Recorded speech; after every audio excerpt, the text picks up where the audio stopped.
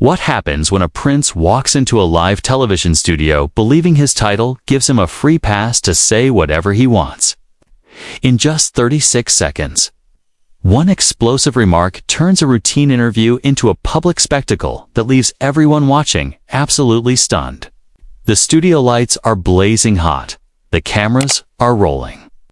And sitting across from one of television's most hard-hitting hosts is Prince Harry, prepared for what was supposed to be an open conversation about his recent statements. But from the very first question, something feels off. Harry shifts uneasily, already defensive before the host even finishes speaking. Piers Morgan leans forward with the intensity that has made him a household name, known for asking tough questions and refusing to back down regardless of a guest's status. "Prince Harry, thank you for being here," he begins, steady and professional. "You've made some very serious allegations about your family and the institution you were born into. But many people are asking, where is the evidence? Where are the facts to back up these claims?"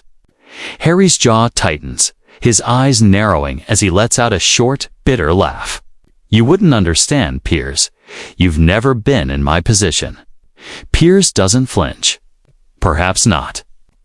But if you're going to make accusations of this magnitude, the public deserves proof more than just your word." Harry snaps back immediately, his voice rising. "My word should be enough. I'm telling my truth. That's what matters." The tension grows thick. Crew members exchange nervous glances as the interview derails only minutes in. Piers maintains his composure. "Your truth is important. But truth isn't subjective. When you accuse people of serious wrongdoing, you need evidence. Otherwise, it's just one person's story against another." Harry leans back, arms crossed, his posture unmistakably defensive. "This is exactly what I expected. You're just like all the rest here, protecting the institution." "I'm not protecting anyone," Piers replies firmly. "If someone came on this show and made serious claims about you without proof, would you not want them challenged?" Harry waves a hand dismissively. "That's different." Piers leans in. "How is it different? Why should you be held to a lower standard than anyone else?" Harry shifts uncomfortably, clearly not expecting to be challenged this directly. "Because of who I am. Because of what I've been through. My family has resources and power I don't have anymore." "But you do have power," Piers counters. "You have a massive platform. Millions listen to you.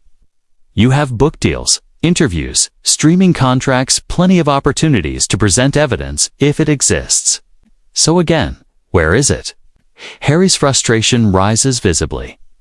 "You just don't get it." "You'll never get it. Then help me get it," Piers says, still calm.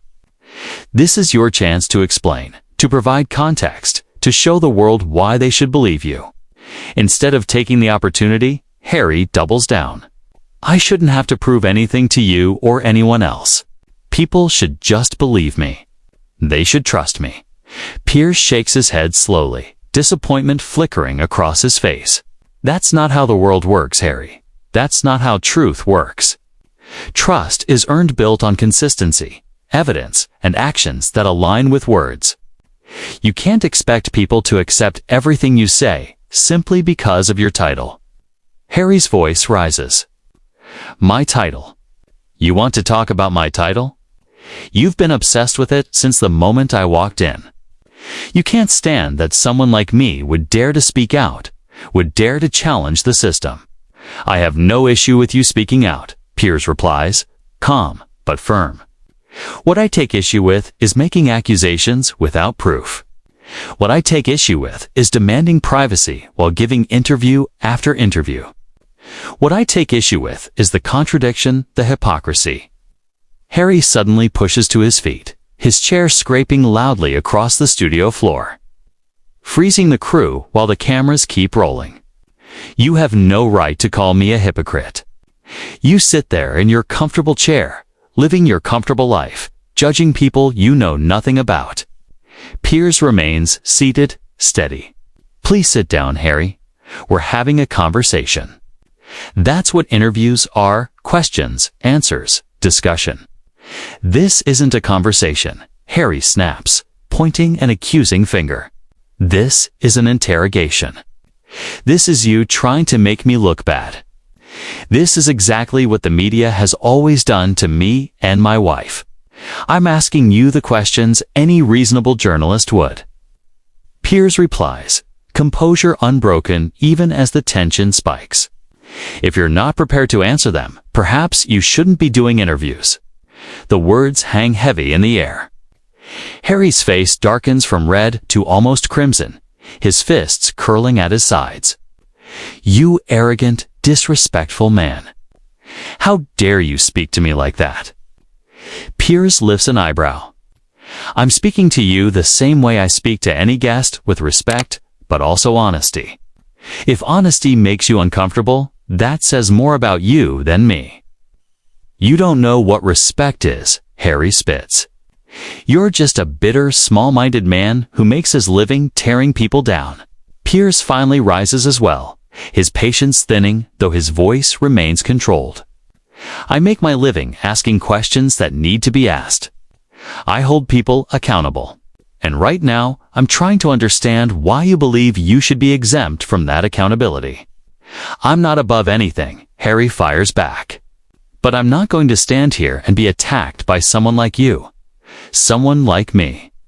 Piers repeats, his tone sharpening as he steps forward. And what exactly does that mean? Harry waves his hand dismissively again, a gesture that has become his signature throughout the interview.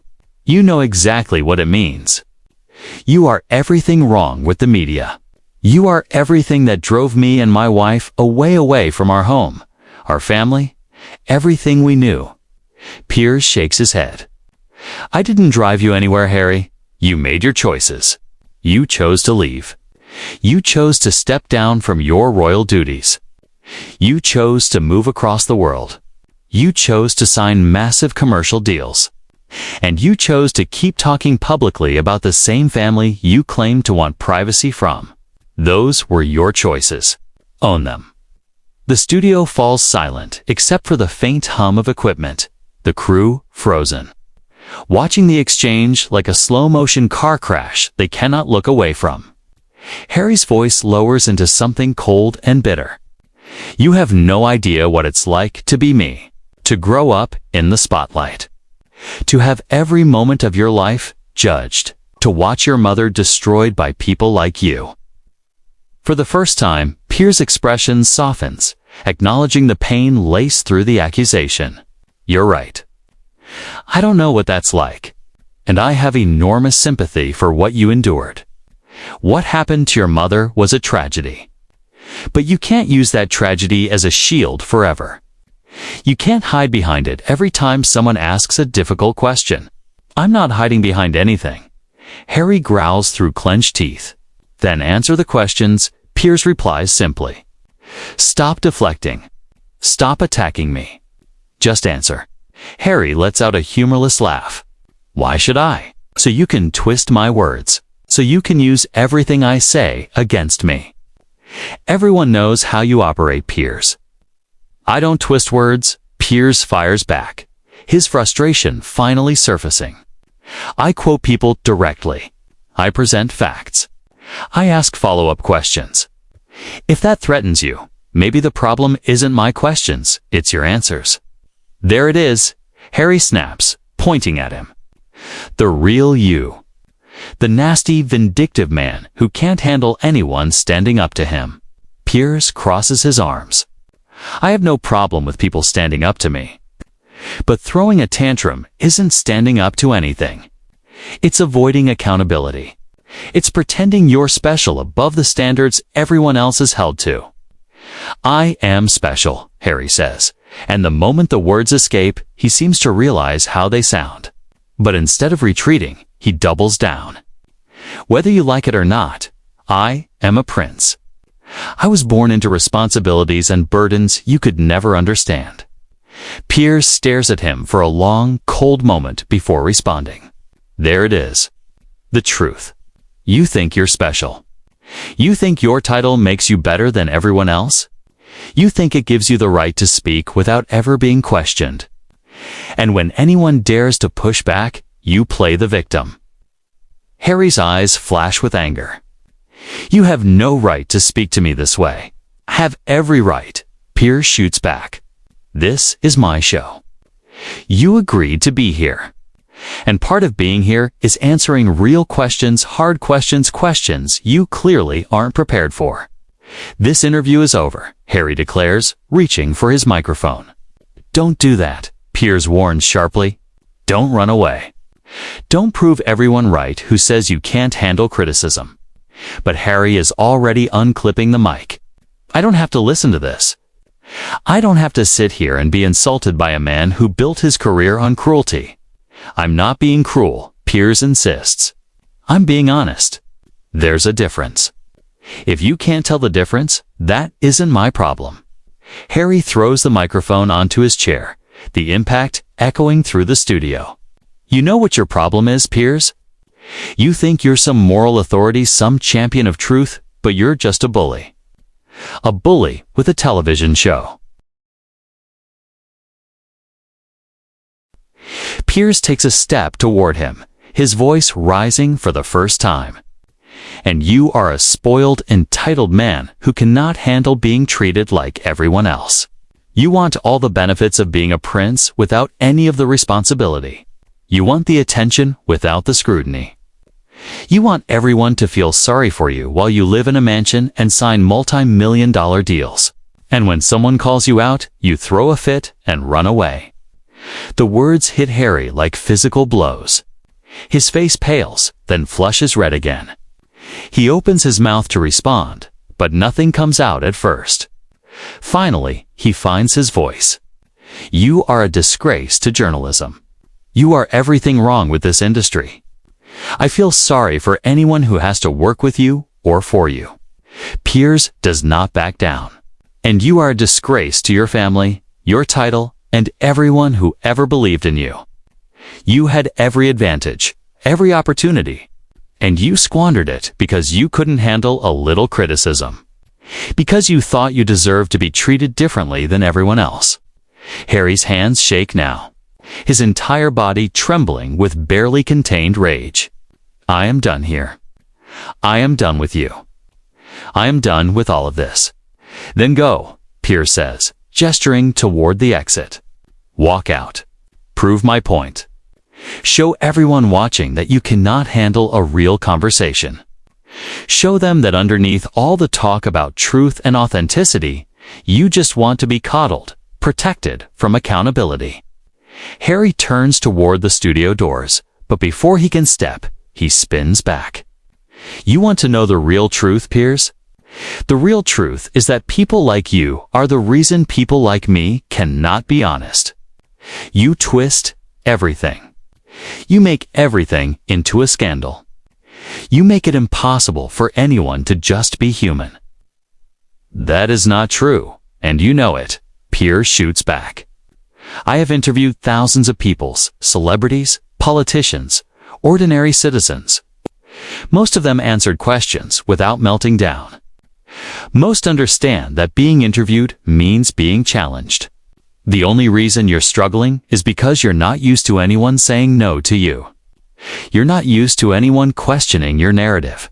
My narrative. Harry's voice rises to a fever pitch. You mean my life. My experiences. The things that actually happened to me.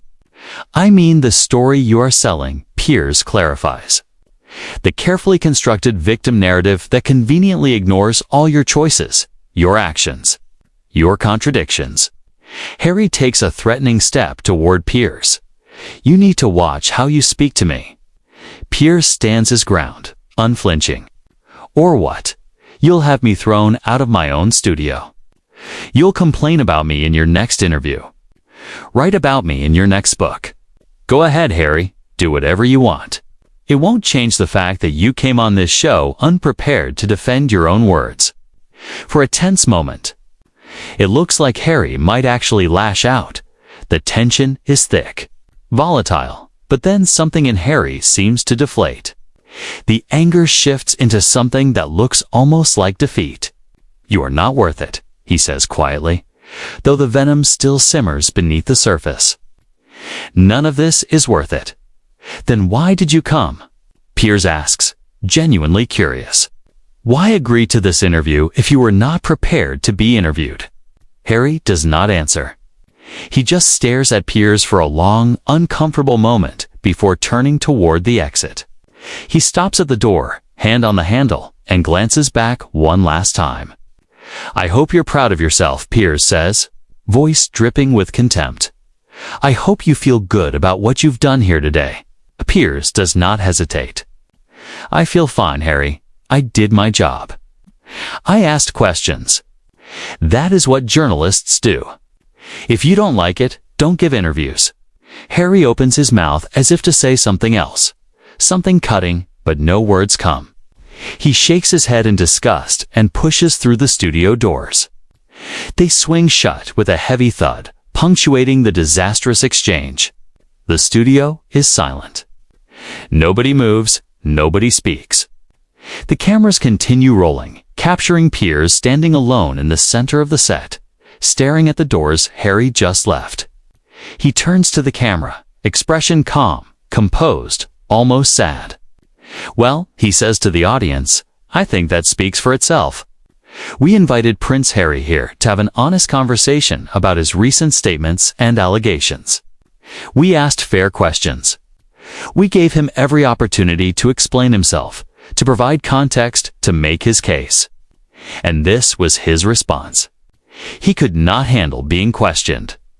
He could not handle being treated like anyone else on this program. When the questions got difficult, when he realized he could not rely on his title to carry him through, he walked out. That tells you everything you need to know, not about me, not about this show, but about him. About someone who demands to be heard but refuses accountability. About someone who wants sympathy but will not accept responsibility. About someone who had every privilege and still sees himself as the victim." Piers walks back to his chair, sitting down and looking directly into the camera. "I stand by every question I asked today. They were fair, important questions that deserved answers. If Prince Harry was not prepared to answer them, he should not have agreed to come on this show. You cannot have it both ways. You cannot demand a platform and then complain when people use that platform to hold you accountable." He takes a breath, professionalism unwavering. "To everyone watching at home, I apologize that you did not get a full interview today. I apologize that Prince Harry chose to walk out rather than engage in good faith. But I will not apologize for doing my job. I will not apologize for asking tough questions. I will not apologize for treating a prince the same way I would treat anyone else who sits in that chair." The camera lingers on Piers' face for a few more seconds before cutting to a commercial break. Behind the scenes, the crew buzzes with reactions. Producers scramble to fill the airtime that was meant for the interview. Phones ring off the hook from media outlets seeking comments, trying to process what they just witnessed. But Piers remains calm and collected. He knew this was possible. He knew Harry might not handle real scrutiny. In fact, the prince walking out proved his point better than any answer could have. It showed everyone exactly who Harry is without a script, without handlers, faced with someone who will not simply nod and let him control the narrative. Outside the studio, Harry is already in his car, speeding away. His security team tries to calm him, insisting it will blow over, that supporters will understand. He does not listen. He replays the interview in his mind, thinking of the things he should have said, the comebacks he could have made. He is furious with Piers, furious with the producers, furious with everyone except himself. That is the thing about entitlement, tit, blinds you. It makes you believe you are always right, everyone else is wrong. It convinces you that your feelings matter more than facts, that your truth is the only truth.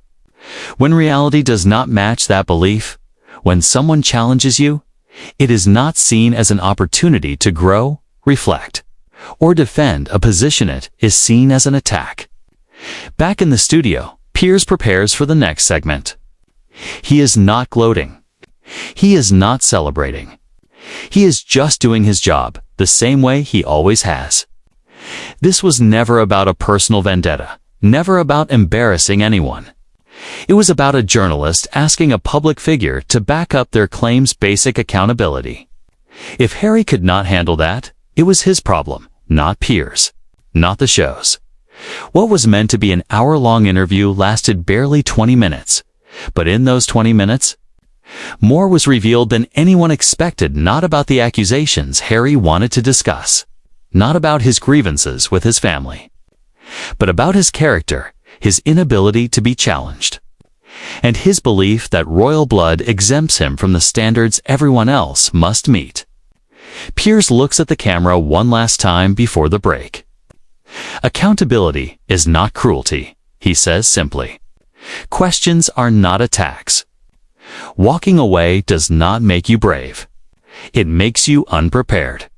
The lights dim, cameras stop rolling, but the impact of what just happened will reverberate for days, weeks, perhaps longer. In 36 seconds of explosive confrontation, when Harry claimed he was special and above questioning, everything changed. The carefully constructed image cracked, and everyone watching saw exactly who was behind it: the host, who never backed down, and the guest who could not handle the challenge.